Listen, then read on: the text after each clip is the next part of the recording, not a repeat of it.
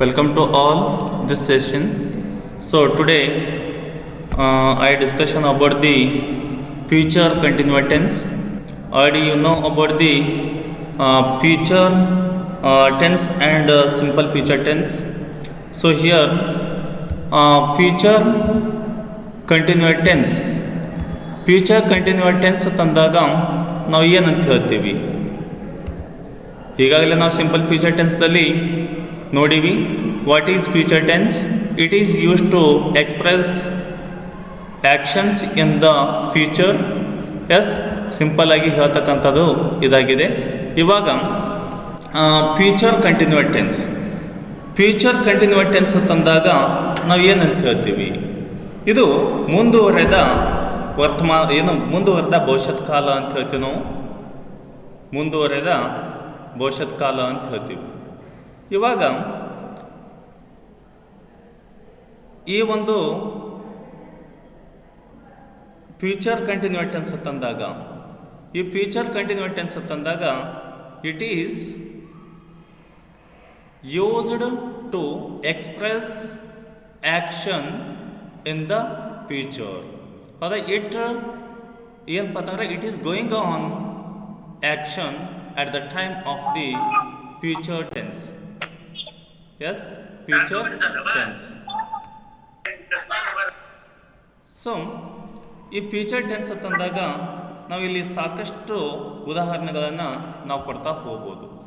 ನೋಡಿ, this tense is used to express an action that will be going on at some time in the future time. Yes, you don't disturb us. ಯಾಕೆ disturb ಮಾಡಾಕತ್ತೀರಿ?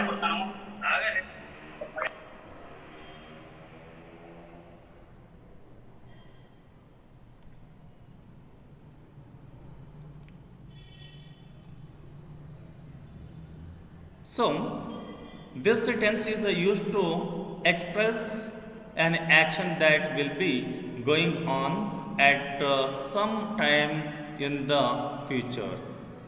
So ಇಲ್ಲಿ ನಾವು future tense ತಂದಾಗ, future continuous tense ತಂದಾಗ ಮುಂದುವರೆದ ಭವಿಷ್ಯತ್ ಕಾಲ ಅಂತ ಹೇಳ್ತೀವಿ.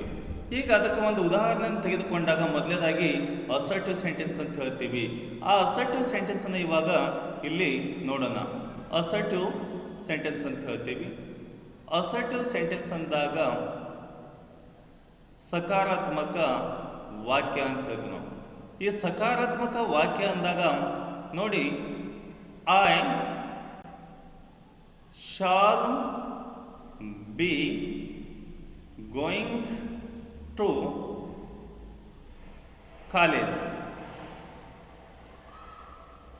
S, ಇಲ್ಲಿ ಈ ಒಂದು ಫಾರ್ಮುಲಾ ನೋಡಿದಾಗ subject plus helping word plus be plus main word plus ING plus object ಅಂತಕ್ಕಂಥದ್ದಿದೆ. I is the subject, shall is the helping word, be is the be, then going is the main word plus ING, to college is the object. Yes, so ಹೀಗಂದಾಗ ನಾನು ಶಾಲೆಗೆ ಹೋಗಲಿದ್ದೇನೆ ಅಥವಾ ಹೋಗುವೇನು ಅಂತಕ್ಕಂಥದ್ದನ್ನು ಅರ್ಥವನ್ನು ಕೊಡುತ್ತದೆ. ಹೌದಾ? ನಾನು ಶಾಲೆಗೆ ಹೋಗುತ್ತಾ ಇರುವೇನು ಅಂತಕ್ಕಂಥದ್ದನ್ನು ಅರ್ಥವನ್ನು ಕೊಡ್ತೈತಿ. ಎಸ್, ಇದಕ್ಕೆ ನಾವು ಸಾಕಷ್ಟು ಎಕ್ಸಾಂಪಲನ್ನು ಕೂಡ ನಾವು ಇಲ್ಲಿ ಕೊಡ್ತಾ ಹೋಗ್ಬೋದು. ಎಸ್, ಯಾವ ರೀತಿ ಕೊಡ್ಬೋದಪ್ಪ ಅಂತಂದಾಗ, ಜಸ್ಟ್ ವೇಟ್. ಯಾವ ರೀತಿ ಕೊಡ್ಬೋದಪ್ಪ ಅಂತಂದಾಗ ನೋಡಿ, ಐ ಶಾಲ್ ಅಂತಕ್ಕಂಥದ್ದಾಯಿತು. ಇವಾಗ we shall be writing English. ಈಗಂದಾಗ ಏನಂತ ಹೇಳ್ತೀವಪ್ಪ ಅಂತಂದಾಗ, ನಾವು ಇಂಗ್ಲೀಷ್ ಬರೆಯುತ್ತಾ ಇರುವೆವು ಅಂತಕ್ಕಂಥದ್ದನ್ನು ಕೊಡ್ತೈತಿ. ಇಲ್ಲಿ ಇದು ಸ್ಟ್ರಕ್ಚರ್ ಏನಾಗಿದೆ, ಸ್ಟ್ರಕ್ಚರ್ ನೋಡಿ, ಸ್ಟ್ರಕ್ಚರು ಇಲ್ಲಿ ಸಬ್ಜೆಕ್ಟ್ ಆಗಿದೆ, ಶಾಲ್ ಅಂತಕ್ಕಂಥದ್ದು ಹೆಲ್ಪಿಂಗ್ ವರ್ಬ್ ಆಗಿದೆ, ಬಿ ಅಂತಕ್ಕಂಥದ್ದು ಬಿ ಆಗಿದೆ, ರೈಟಿಂಗ್ ಅಂತಕ್ಕಂಥದ್ದು ಏನಾಗಿದೆಯಪ್ಪ ಅಂತಂದಾಗ ಮೀನ್ ವರ್ಬ್ ಪ್ಲಸ್ ING ಇದೆ, ದೆನ್ ಆಬ್ಜೆಕ್ಟ್ ಇದೆ. ನೆಕ್ಸ್ಟು ಯು ಇದ್ದಾಗ, ಹಿ ಇದ್ದಾಗ, ಸಿ ಇದ್ದಾಗ, ಇಟ್ ಇದ್ದಾಗ, ದೇ ಇದ್ದಾಗ ನಾವು ಯಾವ ರೀತಿ ಬಳಕೆನ ಮಾಡ್ತೀವಿ ನೋಡಿ. ಇವಾಗ you will be writing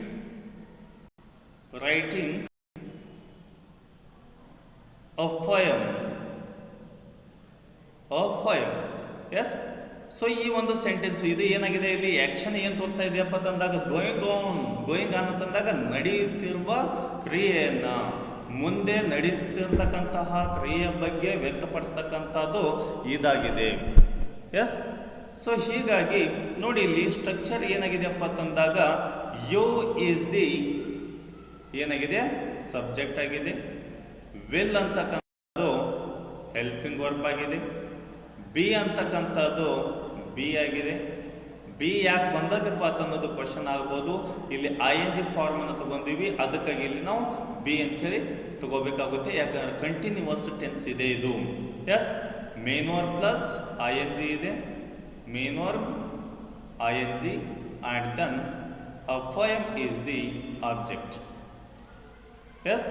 so ಹೀಗಂದಾಗ you will be writing a poem, ನೀನು ಅಥವಾ ನೀವು ಒಂದು ಪದ್ಯವನ್ನು ಬರೆಯುತ್ತಾ ಇರುವಿ ಅಂತಕ್ಕಂಥದ್ದನ್ನು ಹೇಳುತ್ತದೆ. Then he will be writing a letter. Yes. ಇಲ್ಲಿ ಅವನು ಒಂದು ಪತ್ರವನ್ನು ಬರೆಯುತ್ತಾ ಇರುವನು ಅಂತಕ್ಕಂಥದ್ದನ್ನು ಹೇಳುತ್ತದೆ.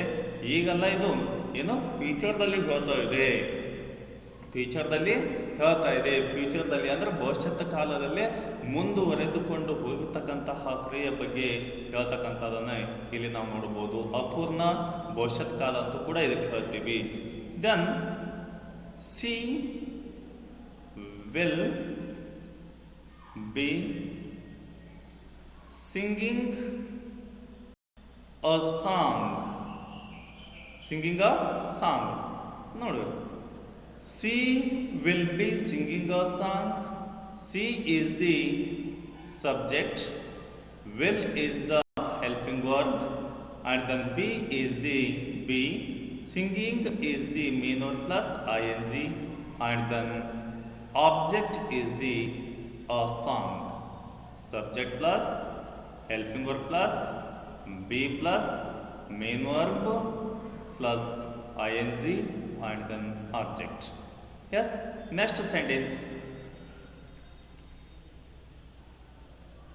he will be singing a song.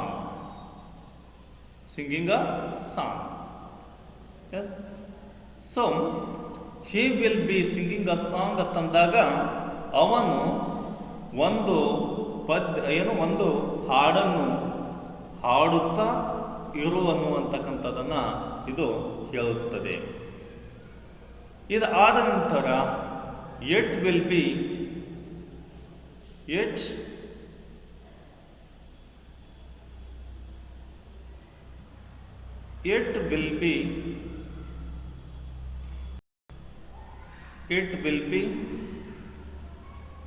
watching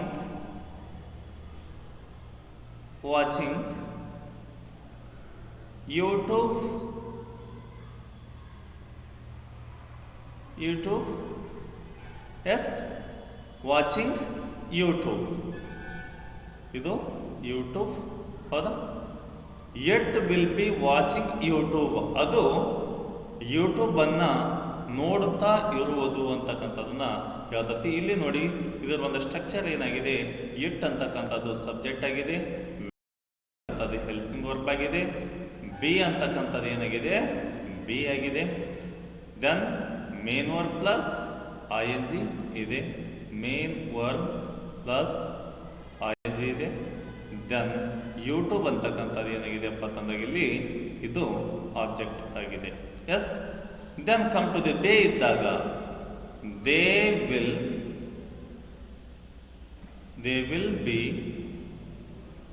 speaking English,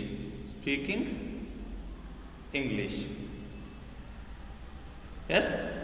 so ಹೀಗಂದಾಗ ಅವರು ಇಂಗ್ಲಿಷ್ ಮಾತನಾಡುತ್ತಾ ಇರುವರು ಅಂತಕ್ಕಂಥದ್ದನ್ನು ನಾವು ನೋಡ್ತೀವಿ. ಇದರ ಒಂದು ಸ್ಟ್ರಕ್ಚರ್ ಏನಾಗಿದೆಯಪ್ಪ ಅಂತಂದಾಗ ಈಗ ದೇ ಅಂತಕ್ಕಂಥದ್ದು ಏನಾಗಿದೆ, ಇದು ದೇ ಅಂತಕ್ಕಂಥದ್ದು ಸಬ್ಜೆಕ್ಟ್ ಆಗಿದೆ, ವಿಲ್ ಅಂತಕ್ಕಂಥದ್ದು ಹೆಲ್ಪಿಂಗ್ ವರ್ಬ್ ಆಗಿದೆ, ಬಿ ಅಂತಕ್ಕಂಥದ್ದು ಬಿ ಆಗಿದೆ, ಸ್ಪೀಕಿಂಗ್ ಅಂತಕ್ಕಂಥದ್ದು main verb plus I N G and then object ಆಗಿದೆ. Yes, am I right? ಹೀಗಂದಾಗ ಅವರು ಇಂಗ್ಲೀಷನ್ನು ಮಾತನಾಡುತ್ತಾ ಇರುವರು ಅಂತಕ್ಕಂಥದ್ದನ್ನು ಇಲ್ಲಿ ಅರ್ಥವನ್ನು ಕೊಡುತ್ತದೆ. ಎಸ್, ದೆನ್ ಇನ್ನು ನೆಗೆಟಿವ್ ಸೆಂಟೆನ್ಸನ್ನು ನೋಡಿದಾಗ ನೆಗೆಟಿವ್ ಸೆಂಟೆನ್ಸನ್ನು ನೋಡಿ.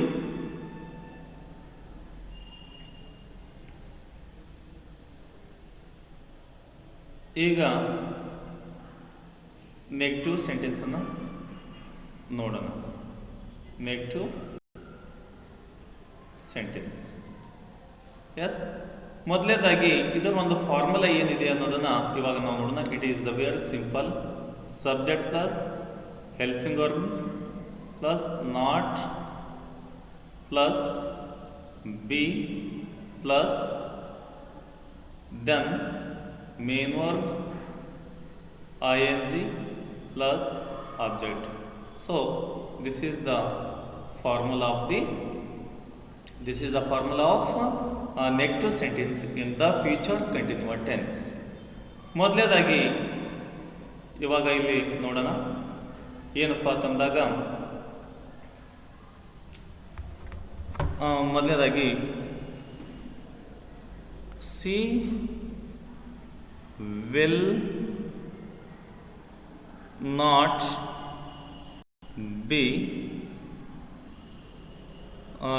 not be singing song. Yes, it's very simple. She will not be singing song ಅಂತಕ್ಕಂಥದ್ದು ಅವಳು ಹಾಡನ್ನು ಹಾಡುತ್ತಾ ಇರುವುದಿಲ್ಲ ಅಂತಕ್ಕಂಥದ್ದನ್ನು ಹೇಳುತ್ತದೆ. ಫ್ಯೂಚರ್ ಅಂದರೆ ಮುಂದಿಂದ ಹೇಳ್ತಕ್ಕಂಥದ್ದು ಇದಾಗಿದೆ. Yes, next we shall not be reading English.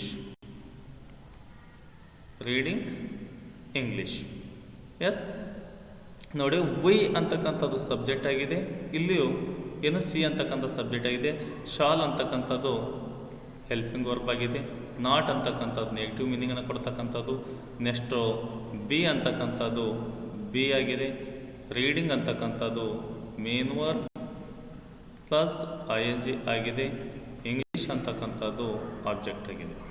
S, ಹೀಗಂದಾಗ ನಾವು ಇಂಗ್ಲೀಷನ್ನು ಓದುತ್ತಾ ಇರೋದಿಲ್ಲ ಅಂತಕ್ಕಂಥದ್ದನ್ನು ಅರ್ಥವನ್ನು ಕೊಡ್ತೈತಿ. Next come to the interrogative sentence.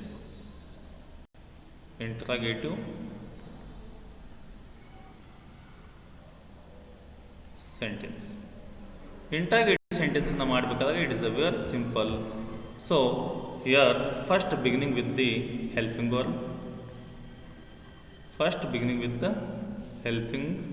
Verb, plus subject plus be plus then plus ಏನು main verb plus ing plus object plus question mark. ಇದು ಎಷ್ಟಿತ್ತಪ್ಪ ಅಂತಂದಾಗ ಏನಾಗುತ್ತೆ, ಇಂಟ್ರಾಗೇಟಿವ್ ಸೆಂಟೆನ್ಸ್ ಆಗುತ್ತದೆ. ದೆನ್ ನೋಡಿ ಎಕ್ಸಾಂಪಲನ್ನು ಇವಾಗ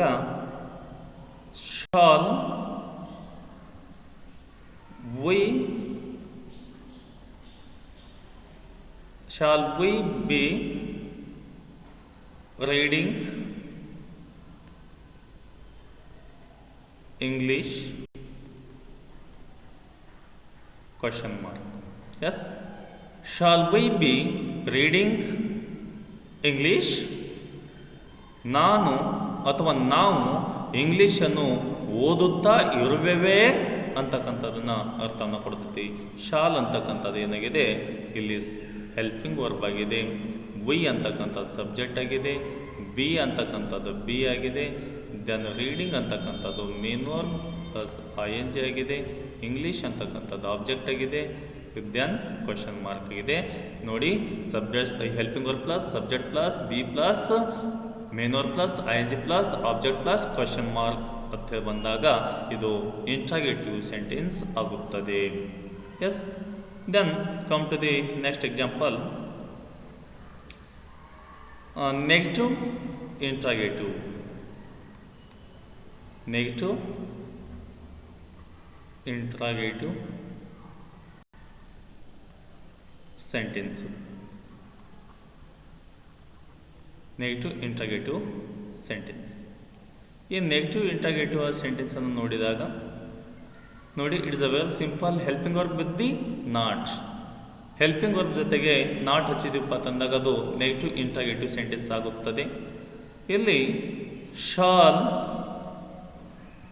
not we be writing poems. Writing ಪೊಯಮ್ಸನ್ನು ನಾವಿಲ್ಲಿ ಏನು ಮಾಡ್ಬೋದು, ಹೇಳ್ಬೋದು. Writing poems. ಸೊ ಇದು ಏನು ಸ್ಟ್ರಕ್ಚರ್ನ ಒಳಗೊಂಡಿದೆ. What it has the structure? Shall is the helping verb, not is the negative meaning, and then we is the subject, be is the be, writing is the main verb plus ING, and then poem is the object, and then question mark. ಏನಿದು? Helping verb plus not plus subject plus be plus and then main verb plus ING and plus object plus question mark. ಇದು ಇಷ್ಟಿತ್ತಪ್ಪ ತಂದಾಗ ಏನಾಗುತ್ತೆ, ಇದು negative interrogative sentence ಆಗ್ತತಿ. ನಾವು ಪದ್ಯಗಳನ್ನು ಬರೆಯುತ್ತಾ ಇರೋದಿಲ್ಲವೇ ಅಂತಕ್ಕಂಥ ಅರ್ಥವನ್ನು ಕೊಡುತ್ತದೆ. Then come to the next point is the future perfect tense. Future perfect tense ಅನ್ನು ನೋಡಿದಾಗ future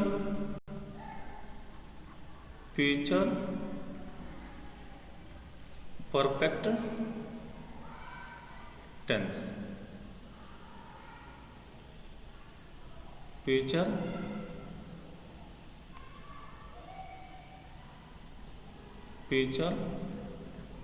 perfect tense. Future perfect tense ಅಂತಂದ್ರೆ ಏನು?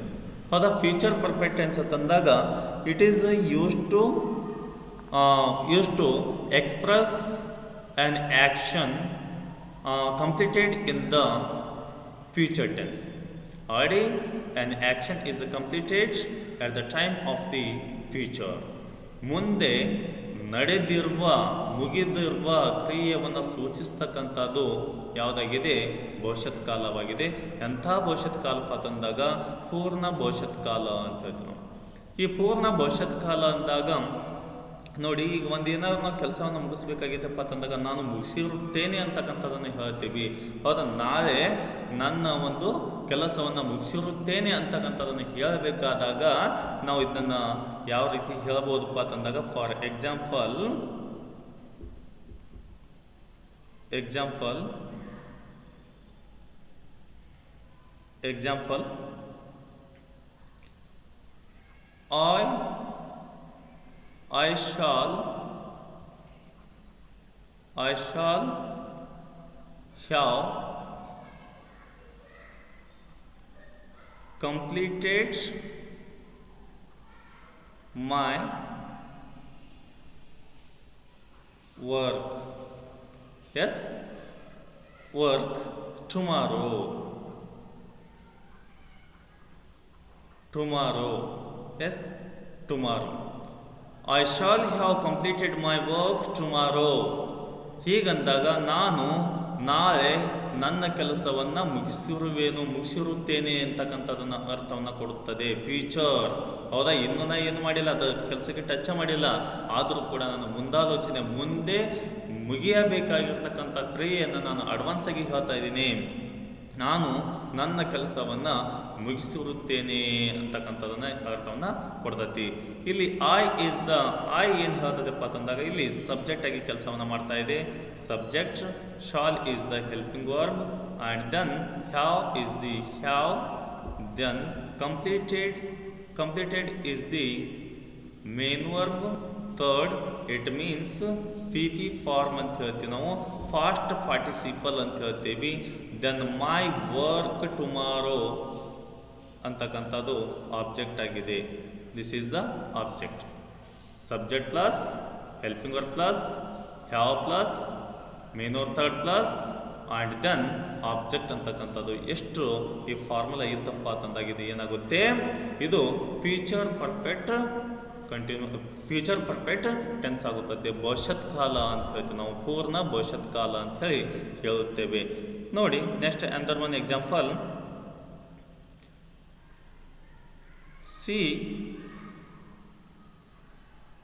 she will have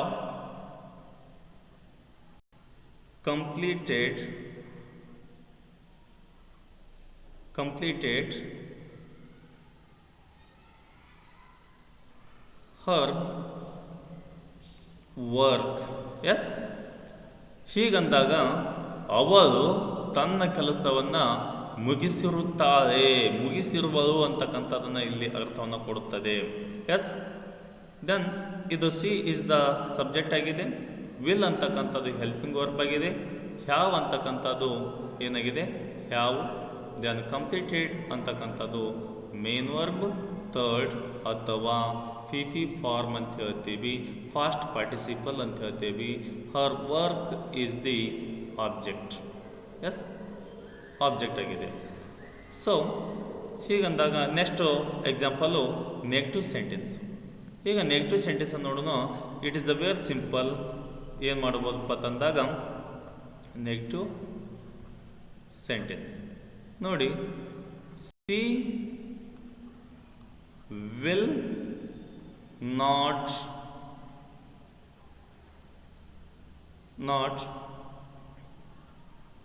have written poem ? Yes, she will not have a written poem. ಅವಾಗ ಹೇಳಬೇಕಾದಾಗ ನೋಡಿ, ಅವಳು ಪದ್ಯವನ್ನು ಬರೆಯುತ್ತಾ ಇರುತ್ತಿಲ್ಲ ಅಂತಕ್ಕಂಥದ್ದನ್ನು, ಏನೋ ಅವಳು ಒಂದು ಪದ್ಯವನ್ನು ಬರೆದಿರುವುದಿಲ್ಲ ಅಂತಕ್ಕಂಥದ್ದನ್ನ ಅರ್ಥವನ್ನು ಕೊಡ್ತೈತಿ. ಹೌದಾ? Then she is the subject, will is the helping verb, not is the not, then have, then return is the main verb. Third, poem is the object, and then question mark. Then in interrogative sentence ಅನ್ನು ನೋಡಿದಾಗ, interrogative sentence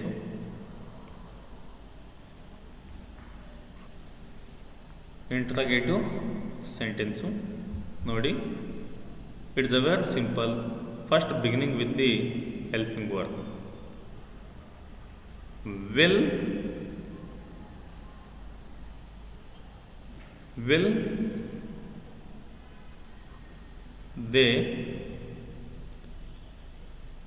they have spoken English question mark. Yes ನೋಡಿ, ಇದು ನಿಮಗೆ verb form ಕೂಡ ಗೊತ್ತಿರಬೇಕು. Speak, spoke, spoken. Speak, spoke, spoken. Yes, write, wrote, written ಅಂತಕ್ಕಂಥ ಇವು ವರ್ಬ್ಗಳು ಗೊತ್ತಿರಬೇಕು. Then will is the helping verb, they is the subject, have is the have, then spoken is the main verb third, and then English is the object, and then question mark. Yes, will they have spoken English? ಅವರು ಇಂಗ್ಲೀಷನ್ನು ಮಾತನಾಡಿರುತ್ತಾರೆಯೇ? ಯಾವಾಗ? ಮುಂದೆ ಅವರು ಇಂಗ್ಲೀಷನ್ನು ಮಾತನಾಡಿರುತ್ತಾರೆಯೇ ಅಂತಕ್ಕಂಥದ್ದನ್ನು ಅರ್ಥವನ್ನು ಕೊಡ್ತತಿ. ಯಾಕಪ್ಪ ಅಂತಂದಾಗ ಈ ಸದ್ಯ ಇಲ್ಲ, it shows the an actions completed in the future time. Then negative interrogative sentence. It is a very simple helping verb with the will not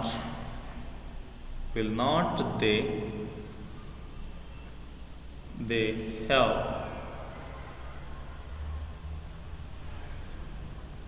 spoken English.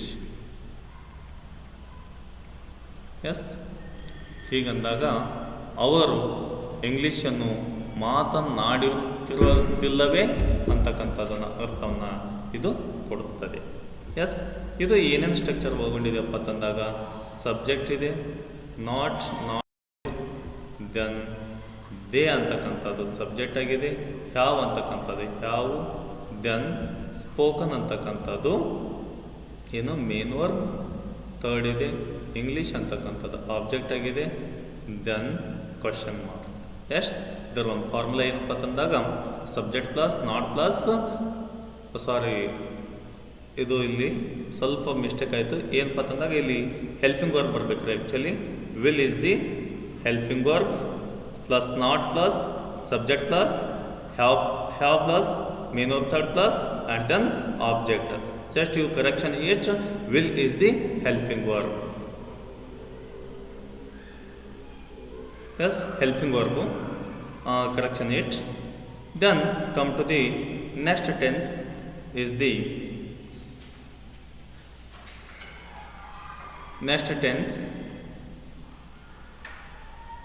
the future perfect continuous tense. Future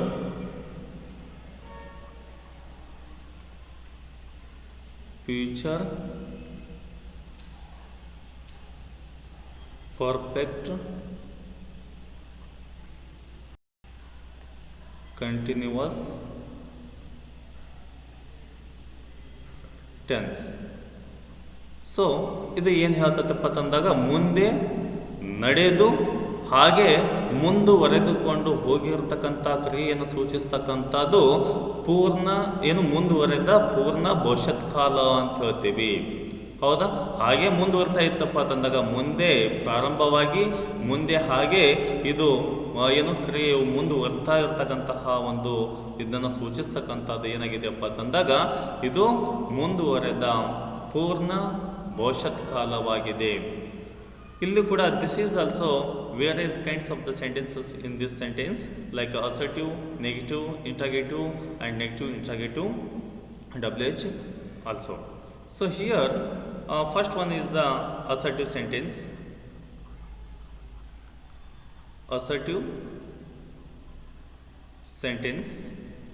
Here I shall have been writing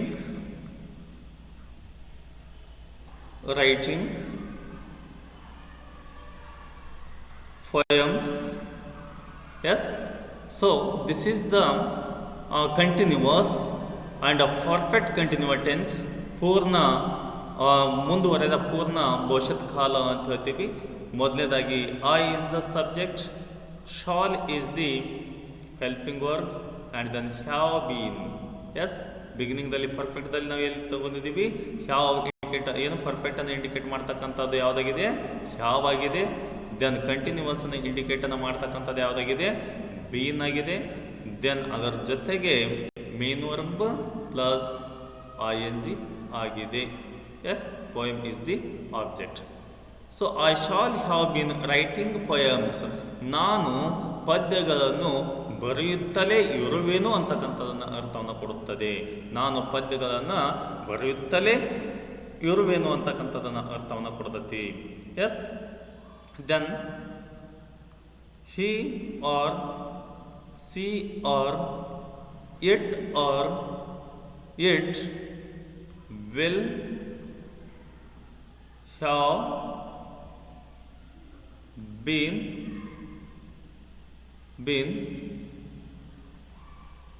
writing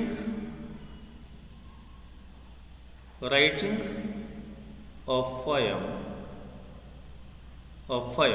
S, ಇದು ಏನನ್ನು ಒಳಗೊಂಡಿದೆ, ಇದು ಕೂಡ ಇಲ್ಲಿ continuous ಆಗಿ ಹೇಳ್ತಕ್ಕಂಥದ್ದು ಇದಾಗಿದೆ. ಹಿ C ಇಟ್ಗಳು ಏನಾಗ್ಯಾವಪ್ಪ ತಂದಾಗ ಇಲ್ಲಿ ಸಬ್ಜೆಕ್ಟ್ ಆಗಿವೆ. ವಿಲ್ ಹ್ಯಾವ್ ಬೀನ್, ವಿಲ್ ಅಂತಕ್ಕಂಥದ್ದು ಹೆಲ್ಪಿಂಗ್ ವರ್ಬ್ ಆಗಿದೆ. ಹ್ಯಾವ್ ಬೀನ್ ಅಂತಕ್ಕಂಥದ್ದು ಹ್ಯಾವ್ ಬೀನು. ದೆನ್ ರೈಟಿಂಗ್ ಅಂತಕ್ಕಂಥದ್ದು ಏನಾಗಿದೆ, ಇದು ಮೇನ್ ವರ್ಬ್ ಪ್ಲಸ್ ING ಆಗಿದೆ. ದೆನ್ ಫೈಮ್ ಅಂತಕ್ಕಂಥದ್ದು ಆಬ್ಜೆಕ್ಟ್ ಆಗಿದೆ. Okay, next come to the negative sentence. Negative sentence. It is the very simple. Just we add not between the shall and have. Yes, I shall not have been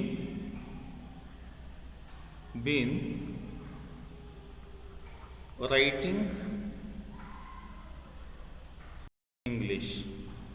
Yes, this is the negative sentence in the future perfect continuous tense.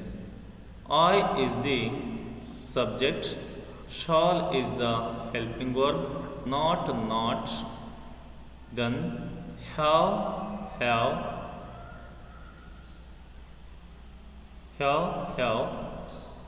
been writing, main verb plus ING and then object. Yes, I shall not have been writing English. ಹೌದಾ, ನಾನು ಇಂಗ್ಲೀಷನ್ನು ಬರೆಯುತ್ತಲೇ ಇರೋದಿಲ್ಲ ಅಂತಕ್ಕಂಥದ್ದನ್ನು ಅರ್ಥವನ್ನು ಕೊಡುತ್ತದೆ. Yes, next come to the next sentence, interrogative sentence. Interrogative sentence. Interrogative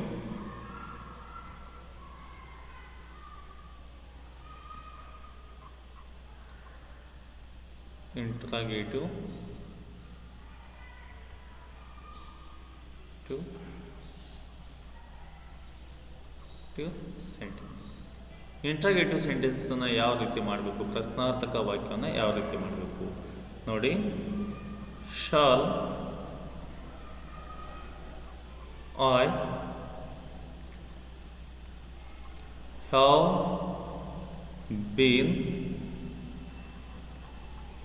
writing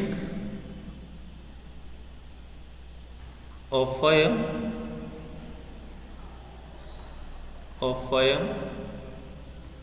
yes question mark.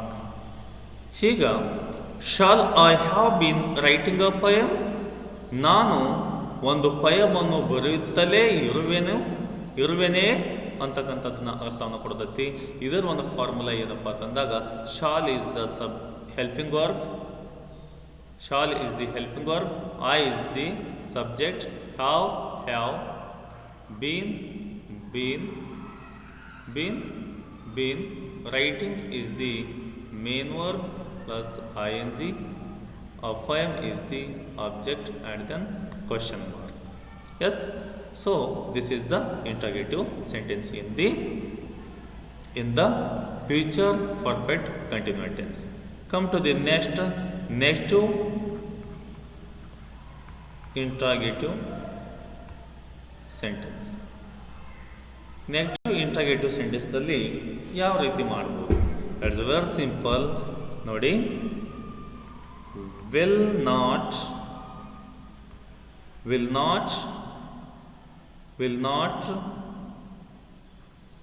he has been writing been writing writing letters letters yes letters. Will not he has been writing letters?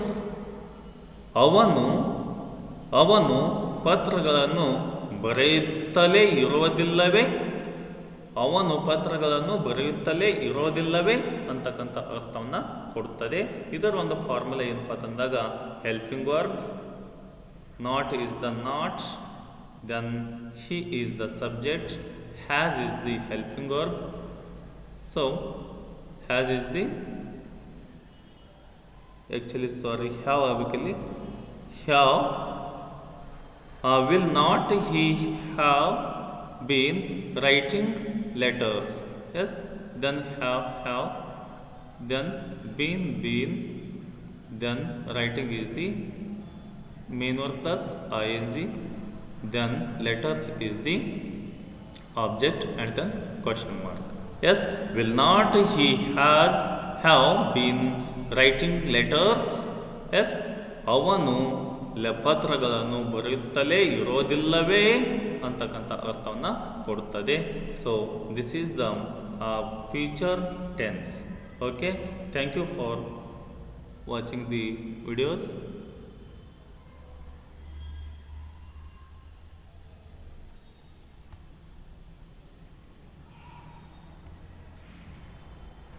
Okay, dear students, are you understood all of you?